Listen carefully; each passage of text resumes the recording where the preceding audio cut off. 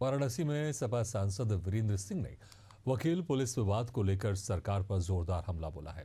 वीरेंद्र सिंह ने कहा कि अधिवक्ता न्याय की गुहार लगा रहा है, ये दुर्भाग्यपूर्ण है और शासन व्यवस्था पूरी तरह से चरमरा चुकी है। उन्होंने सरकार से आग्रह किया कि इस मामले में हस्तक्षेप किया जाए और लोकतांत्रिक तरीके से हल निकाला जाए ताकि लोगों का न्याय व्यवस्था पर विश्वास बना रहे। इसके अलावा उन्होंने एडीसी नीतू कात्यायन पर टिप्पणी करते हुए कहा, फिल्म सिंघम और असली जिंदगी में फर्क होता है।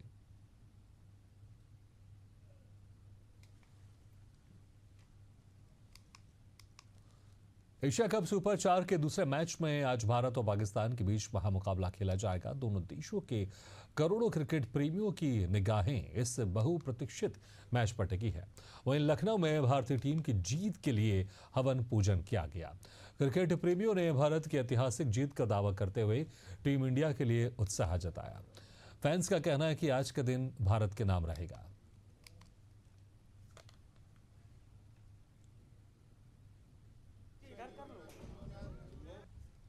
एशिया कप का महामुकाबला दुबई का मैदान और रात 8:30 बजे भिड़ंत होगी सुपर 4 के इस मुकाबले में भारत और पाकिस्तान के बीच। लेकिन इसको लेकर ये कहा जाता है कि ये सिर्फ मैच नहीं है, ये इमोशन है, ये भाव है जो देश के प्रति लोगों का जुड़ा हुआ है। भारत पाकिस्तान का मुकाबला वो भी देखता है जो क्रिकेट के प्रति रुचि नहीं रखता, क्योंकि बात सिर्फ क्रिकेट की नहीं होती है, बात इमोशंस की होती है, बात भाव की होती है, बात मान की होती है और बात सम्मान की होती है। और भारत में कहा जाता है कि लोग इमोशन के साथ जीते हैं और वही इमोशन आज देखने को मिल रहा है राजधानी लखनऊ में।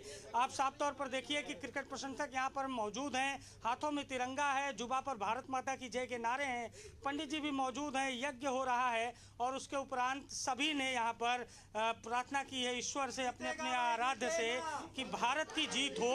और ये हमारे साथ तमाम क्रिकेट प्रशंसक मौजूद हैं, यूपीपीसीएल क्रिकेट टीम के कप्तान मौजूद हैं। किस तरह से तैयारियां आप लोगों ने की हैं आज के कार्यक्रम को लेकर इंडिया को चीयर अप करने की, और आज का मुकाबला महामुकाबला कहा जा रहा है सुपर 4 का दूसरा मैच, किस पर निगाहें होंगी इंडिया की तरफ से और पाकिस्तान की तरफ से किसको चुनौती मानते हैं? देखिए, आपको पता है ऑब्वियसली कि इंडिया की टीम इस समय वर्ल्ड की चैंपियन नंबर 1 टीम है। आप यहाँ पर देखिए, यहाँ पर इंडिया की जो दूसरी टीम है वो भी हमारी, अगर ये इस समय पाकिस्तान से खेले तो वो भी पटकनी दे देगी। ये मेन टीम है हमारी।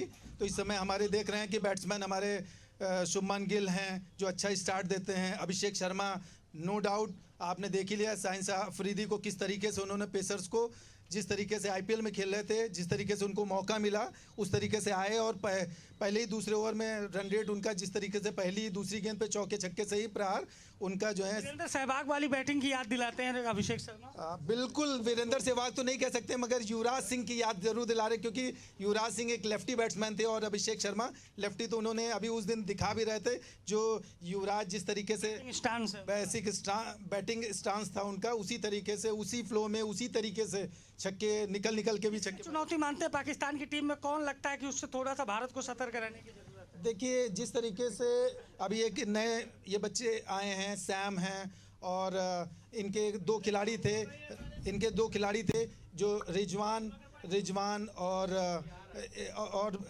बाबर आजम, तो ये इन्होंने खिलाया नहीं है। तो जो फ़कर जमान हैं, यही एक टीम में तो कहते हैं ना कि अकेले खिलाड़ी कोई अकेले चना बाहर नहीं फोड़ सकता है। तो एक खिलाड़ियों ने फ़कर जमा के खेलने से ही टीम नहीं जीतेगी। अगर बाबर आजम और रिजवान होते और नसीम शाह, ये जो इनके खिलाड़ी थे, ये पुराने खिलाड़ी को उन्होंने मौका नहीं दिया। लोग बड़ी जीत के लिए प्रार्थना कर रहे हैं और सबका यही कहना है कि जीतेगा भाई, जीतेगा हिंदुस्तान, जीतेगा। सभी जीते। उनके साथ अभिषेक शर्मा, लखनऊ।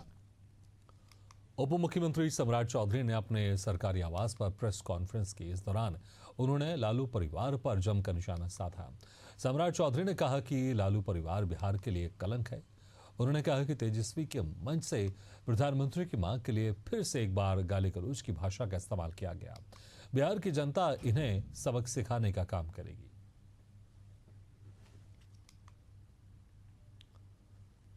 राजमाता विजयराजे सिंधिया कृषि विश्वविद्यालय ग्वालियर के कुलपति की नियुक्ति को लेकर विवाद गहराता जा रहा है। विश्वविद्यालय प्रशासन और कुलपति प्रोफेसर अरविंद कुमार शुक्ला पर अवैध नियुक्ति के आरोप लगाए जा रहे हैं।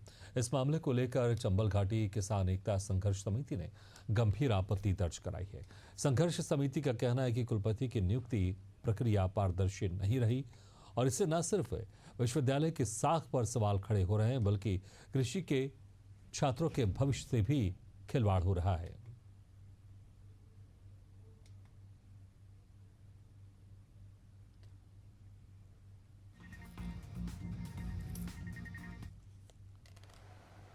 या जो इनकी संस्था है जहाँ ये शुरू में काम करते थे यूपी में, तो वो वैसे दिल्ली सरकार के अधीन है। तो उस आईसीआर ने इनके बारे में बताया है, आरटीआई लगाई है लोगों ने, तो उन्होंने बताया है आईसीआर ने कि न तो इन्होंने शैक्षणिक कार्य किया है और ना ही 10 साल का इनका कोई पढ़ाने का शैक्षणिक अनुभव नहीं। कहाँ की है जी? इनकी शिकायत कहाँ की आपने? इनकी शिकायत गवर्नर के पास हुई है। प्रथम दृष्टया गवर्नर के पास होना चाहिए कि सबसे चीफ अथॉरिटी गवर्नर ही होता है नियुक्ति में। छत्तीसगढ़ के उप मुख्यमंत्री अरुण साव ने रायपुर में प्रधानमंत्री नरेंद्र मोदी के 75वें जन्मदिन के उपलक्ष्य में तिलीबांधा तालाब से नमो युवा रन का शुभारंभ किया। इस ऐतिहासिक दौड़ में 10,000 से अधिक युवाओं ने भाग लिया और नशा मुक्त स्वस्थ भारत का संकल्प लिया। इस दौरान डिप्टी सीएम ने कहा कि निराशा में नशा नहीं, मैदान में खेल चुने। वहीं सुभाष स्टेडियम में दौड़ का समापन हुआ, जहां अर्जुन राय और वंशिका पटेल प्रथम स्थान पर रहे।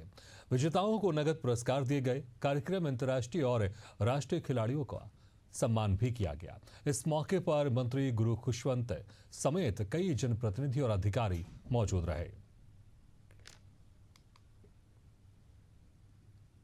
नमो युवा रन का आयोजन नशा मुक्त भारत के निर्माण के लिए। युवा खेल के मैदान में जाएगा, खेलेगा, नशे से दूर रहेगा, स्वस्थ रहेगा और स्वस्थ युवा ही एक आत्मनिर्भर भारत, सशक्त भारत, समर्थ भारत का निर्माण करेगा। आज रायपुर और बिलासपुर की सड़कों पर जो युवा शक्ति का सैलाब जो उमड़ा है और हजारों की संख्या में अलग अलग क्षेत्र से युवा आकर नमो रन में भाग लिए हैं, निश्चित रूप से प्रधानमंत्री माननीय नरेंद्र मोदी जी का सपना साकार होगा और उनके सपनों के अनुरूप एक नशा मुक्त भारत, स्वस्थ भारत के निर्माण में ये युवा रन बहुत कारगर होने वाला है। निश्चित रूप से जो नमो युवा रन में हमने पुरस्कार भी रखे हैं दोनों युवक युवती दोनों वर्ग में, और मैं सभी विजेताओं को बहुत बधाई और शुभकामनाएं देता हूं। पर ये नमो युवा रन राज्य के, देश के सभी युवाओं के लिए संदेश है कि हम सब मिलकर, देश के सभी युवा मिलकर नशा मुक्त भारत का निर्माण करेंगे, स्वस्थ भारत का निर्माण करेंगे, समर्थ और मजबूत भारत का निर्माण करेंगे। पखानजूर के कोयलीबेड़ा ब्लॉक की ग्राम पंचायत श्रीपुर के न्यायपारा गांव में आंगनबाड़ी भवन भ्रष्टाचार का शिकार हो गया है। बता दें कि 6 साल पहले शुरू हुआ निर्माण आज तक पूरा नहीं हुआ है। हाल ही में ढलाई गई छत में अनियमितता और नुकसान दिख रहा है, जिससे ये भवन कभी भी टूट सकता है। ग्रामीण और युवा इस घटिया निर्माण से नाराज हैं और नया निर्माण कराने की मांग कर रहे हैं। भ्रष्टाचार के खिलाफ युवाओं ने मोर्चा खोल दिया है।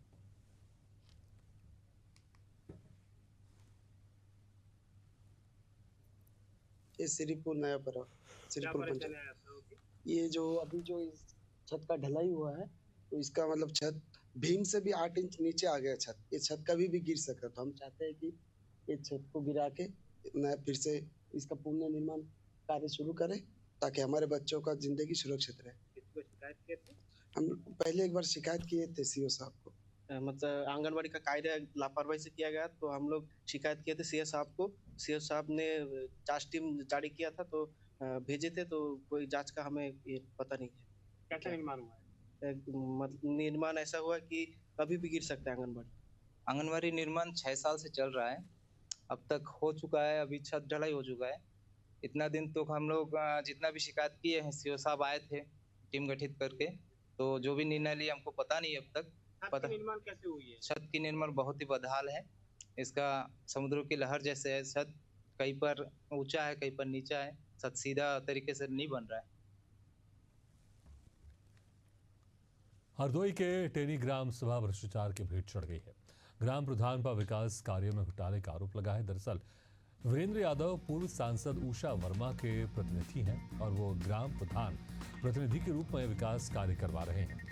विकास कार्यों में भ्रष्टाचार को लेकर गांव के लोगों ने जिलाधिकारी को शिकायती पत्र दिया है। शिकायती पत्र के आधार पर जिला प्रमोशन अधिकारी के नेतृत्व में ग्राम सभा में विकास कार्यों का निरीक्षण किया गया।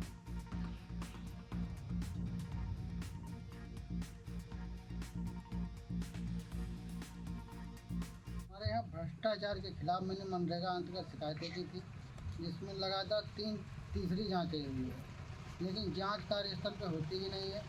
अधिकारी आते हैं, माल गोल मटोल करके चले जाते हैं, यही लगातार हो रहा है। नहर विभाग के अशासी अभियंता जी और अन्य बाबूजी जो काम करा रहे हैं, मौके पे आप हमारी मीडिया कर्मियों के भाइयों के साथ में हमारे सारे काम उपलब्ध मिल रहे हैं। और मैंने ईश्वर से कसम खाई है कि ग्राम सभा में जो कुछ अभी 4-5 महीना बचे हैं, 14 मंजरों में मैंने काम कराए हैं। और मैं अपनी आग्रह करता हूं, मैं जनता से निवेदन करता हूं, मेरी 14 गांव की अगर गुणवत्ता की जांच, इंटरलॉकिंग की जांच, नाली की जांच मुझे करा दी जाए हमारे प्रधान की, मुझे कोई परेशानी नहीं है। मैं जनता में खरा उतरा हूं और खरा उतरूंगा।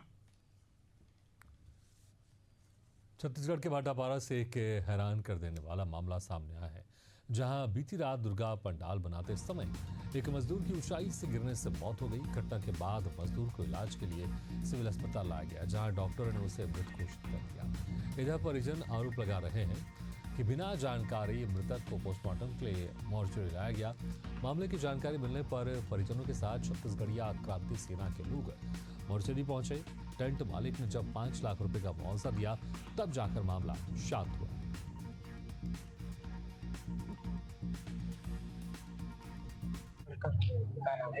विष्णु कैसे कैसे वैसे अब वो टेंट में काम करेला कैसे तो मोला कुछ जानकारी नहीं रही थे, बाकी मोला खबर दी दूसर मन नारायण साहू खबर दी कि आपके लड़का है सरकारी हॉस्पिटल में हवा, 2-4 जन मोटरसाइकिल में कम से कम भेज दे अपन यह करके देख ली, ऐसे टाइप में बस उसके भर दिए।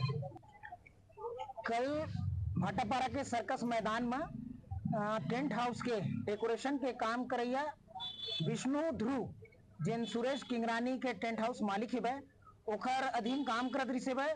और शाम के लगभग 8 बजे के दौरान वो ऊपर में चढ़ के कपड़ा के पर्दा के ठोकाई करत रही। यही बीच ऊपर से वो नीचे गिर गए और गिरे के बाद ओकर सर फट गए। अत्यधिक ब्लड के रिसाव से ओकर देहांत हो गए। कल 9:30 बजे रात के आसपास की है। अस्पताल वार्ड बॉय के माध्यम से सूचना मिला, एक ब्रॉड डेड बॉडी आई है और उसका मेमो थाना में लाके सूचना दिया। उस पर से सिविल अस्पताल भाटापारा पहुंच करके देखे तो ब्रॉड डेड था। उनके परिजन, उनके गांव वाले आए थे, एक साहू जी हैं मंडल अध्यक्ष, तो उनके परिजन को भी तलब किया गया सूचना पर से। उज्जैन में सर्वप्रत मोक्ष अमावस्या पर श्रद्धालुओं की आस्था उमड़ पड़ी।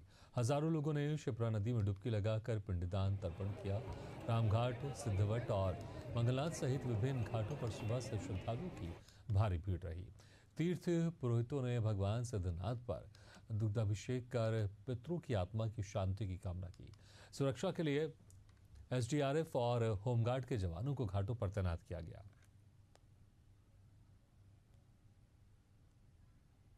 सर्वपितृ अमावस्या पूरे वर्ष भर में 16 दिन का ये श्राद्ध पक्ष का समय आता है।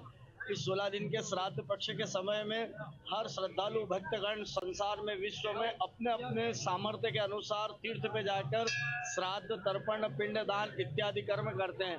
जिसके कामना स्वरूप पूरे 16 दिन के जो फल स्वरूप आज सर्वपितृ अमावस्या को जो भी जातक तीर्थों पे श्राद्ध तर्पण जलदान या भगवान को जल दूध तिल अर्पित करता है तो पूरे वर्ष भर तक अपने पितरों की कृपा दृष्टि छत्र छाया उस परिवार पर उस वंश पे बनी रहती है और सदा पितरों के आशीर्वाद से घर में शुभ मांगलिक कार्य संतान की प्राप्ति कई प्रकार के ऋणों की मुक्ति होती है क्योंकि धर्म शास्त्र में सनातन धर्म में सर्वप्रथम पितरों को माना गया है। रायपुर के सर्व पोर्टिको में शिक्षा की गुणवत्ता को बेहतर बनाने और नई शिक्षा नीति को जमीनी स्तर पर लागू करने के उद्देश्य से केंद्र सरकार लगातार प्रयास कर रही है। छत्तीसगढ़ में शिक्षा मंत्रालय की ओर से राष्ट्रीय शिक्षा सह प्रशिक्षण कार्यक्रम का आयोजन किया गया, जिसमें प्रदेश भर के नोडल अधिकारियों को नई संसाधनों, कार्यप्रणाली और तकनीकी से परिचित कराया गया।